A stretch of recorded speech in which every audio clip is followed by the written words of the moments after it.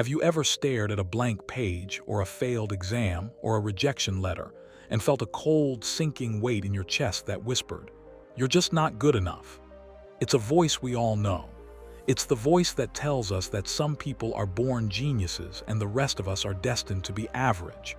It tells us that talent is a gift you either have or you don't. We look at the Mozarts, the Michael Jordans, the Elon Musks of the world, and we convince ourselves that they possess a magic spark that was denied to us at birth. But what if I told you that this belief, this seemingly harmless assumption about how talent works, is actually the single biggest barrier standing between you and the life you want? What if the difference between the people who crush their goals and the people who give up isn't ability, but a simple, almost invisible switch in how they view the world? Welcome back to Insight Vault. Today, we aren't just summarizing a book, we are performing surgery on the human psyche. We are diving deep into the work of Stanford psychologist Carol Dweck and her groundbreaking book, Mindset, the New Psychology of Success. This isn't just a book about how to get smarter or make more money. It is a book about the internal monologue that dictates your every move. By the time this video ends, you will understand why you shy away from challenges, why you feel threatened by the success of others, and most importantly, how to rewrite the code of your brain to unlock potential you didn't even know you had. To understand where we are going, we have to start with a story. Imagine two groups of children. They are all given a series of puzzles. The first few puzzles are easy and everyone solves them. But then the researchers throw in a curveball, puzzles that are too hard for their age group. The reaction of the children splits instantly, like a crack in the ice. One group of children crumbles. They sweat, they get frustrated, they say things like, "I'm not good at this," or "I guess I'm not smart." They view the difficulty as a verdict on their intelligence. Because they couldn't solve it instantly, they decided they were failures. But the second group, they do something strange. They don't just tolerate the failure, they relish it. One boy rubs his hands together and says, "I love a challenge." Another says, "I was hoping we could learn something today." What is happening here? Why does one child see a hard puzzle as a threat to their ego, while another sees it as a playground? This is the heart of Carol Dweck's discovery. She realized that humanity is divided into two distinct mindsets, the fixed mindset and the growth mindset. Let's step into the shoes of the fixed mindset first, because if we are being honest, this is where many of us live. In the fixed mindset, you believe that your qualities are carved in stone. You believe you have a certain amount of intelligence, a certain personality, and a certain moral character, and that's it. You play the hand you were dealt. This sounds simple, but think about the emotional stakes of that belief. If you only have a fixed amount of intelligence, then every situation you encounter becomes a test. Every job interview, every first date, every project is a trial where you must prove that you have enough. You spend your life trying to look smart, trying to avoid looking dumb. It's a life of constant validation. In this world, effort is a bad thing. If you have to try hard, it means you aren't a natural. If you were a genius, it would come easy. So when things get hard, the fixed mindset person quits, not because they are lazy, but because they are terrified.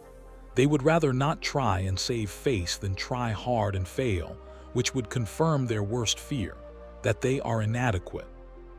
Now flip the script. Enter the growth mindset. In this world, the hand you're dealt is just the starting point for development. This mindset is based on the belief that your basic qualities are things you can cultivate through your efforts. Although people may differ in every which way, in their initial talents and aptitudes, interests, or temperaments, everyone can change and grow through application and experience. In the growth mindset, failure is still painful. Nobody likes to fail. But failure doesn't define you. It's just a problem to be faced, dealt with, and learned from. A person with a growth mindset doesn't ask, "Am I smart?" They ask, "How can I get better?" They don't look for validation, they look for development. And this simple shift changes everything. It changes how you love, how you work, and how you parent. Let's look at the natural genius myth, because this is where the fixed mindset does the most damage. We love stories of effortless talent. We love to believe that Thomas Edison just had a light bulb moment, or that Mozart composed symphonies in his head without trying. But Dweck peels back the curtain on these legends. The truth is messy. The truth is full of grit. Mozart, for example, labored for more than 10 years until he produced any work that we admire today. His early stuff was often rearranged works of other composers. Edison, he didn't just have an idea, he had 30 assistants and thousands of failed experiments. When we worship natural talent, we are worshiping a lie. And worse, we are insulting the immense effort these people put in. The fixed mindset says, I'll never be like them because I wasn't born that way. The growth mindset says, I wonder what steps they took to get there and which ones I can take today. This dynamic plays out ruthlessly in the world of sports. Dweck highlights the story of Billy Beane, the man who would eventually inspire the movie Moneyball. As a young player, Beane was a natural. He had all the talent in the world. Scouts drooled over him, but he had a fixed mindset. He believed his talent should carry him. So when he got to the major leagues and things got tough, he fell apart. He couldn't handle failure because he thought his natural ability meant he shouldn't fail. He would smash bats and scream, trapped in the prison of his own expectations. Contrast that with someone like Michael Jordan. Jordan wasn't a natural in the way we think. He was cut from his varsity team. He wasn't the tallest or the fastest when he started, but he was the hardest worker in history. Jordan didn't coast on genius. He built his genius brick by brick, practice by practice. He possessed the ultimate growth mindset. He famously said, I've missed more than 9,000 shots in my career. That is why I succeed. The fixed mindset hides its mistakes. The growth mindset builds a throne on top of them. But let's bring this closer to home. Let's talk about business and leadership. We often think that to be a great leader, you need to be the smartest person in the room. This is the CEO disease, a symptom of the fixed mindset. Leaders with a fixed mindset need to feel superior. They surround themselves with yes men because they can't handle the challenge of a dissenting opinion. They need to be the big genius. Dweck uses the example of Enron. You remember Enron, the energy company that imploded in a massive scandal. Enron's culture was obsessed with talent. They recruited the best and brightest and paid them huge sums, creating an environment where looking smart was more important than doing the right thing. If you admitted you didn't know something at Enron, you were weak. So nobody admitted mistakes. They hid losses. They faked profits. The fixed mindset created a culture of deception that eventually destroyed the entire company. Compare that to the leaders profiled in Jim Collins's Good to Great. These were growth mindset leaders. They weren't interested in proving they were geniuses. They were interested in the truth. They constantly asked questions. They looked at their failures in the face, even the brutal, ugly facts, and asked, what do we do now? They created cultures where it was safe to speak up, safe to fail, and essential to grow. The lesson here for your career is profound. If you are trying to be the genius in the room, you are putting a ceiling on your potential. If you are trying to be the learner in the room, your potential is infinite. Now I want to touch on something that hits us all in the heart: relationships. How many times have you heard someone say, if it's meant to be, it shouldn't be this hard? That is the fixed mindset talking. The fixed mindset believes that ideal relationships are instant, perfect, and perpetual compatibility. It believes in mind reading. You know the thought, if he really loved me, he would know why I'm upset. When a conflict arises, the fixed mindset views it as a sign that the relationship is doomed. They think, we aren't compatible, and they bail. The growth mindset approaches love differently. It understands that you can fall in love with someone, but staying in love is a verb. It requires work. It views conflict not as a sign that the relationship is broken, but as a mechanism to understand the partner better. Dweck explains that there are no great relationships ready-made off the shelf. Great relationships are built through the grinder of communication, compromise, and growth. If you are waiting for your Prince Charming or your perfect woman who will never challenge you and always understand you, you are going to be waiting a long time. The growth mindset invites you to build that connection rather than find it. Perhaps the most terrifying and important chapter in Dweck's book is about parenting and teaching.